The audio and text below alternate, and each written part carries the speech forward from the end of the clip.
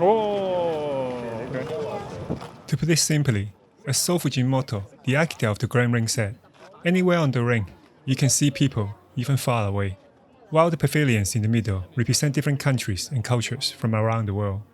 So, even in this era of division, here at the expo, on the ring, everything feels harmonized in unity, as everyone shares the same sky and the same sunset. 有。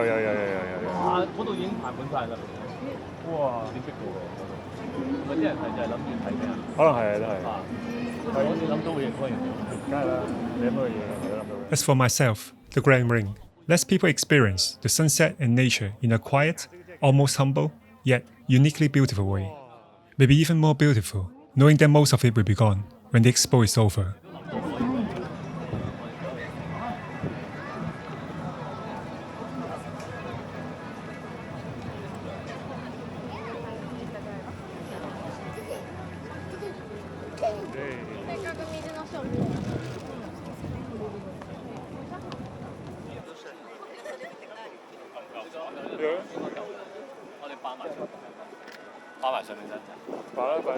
Perfect.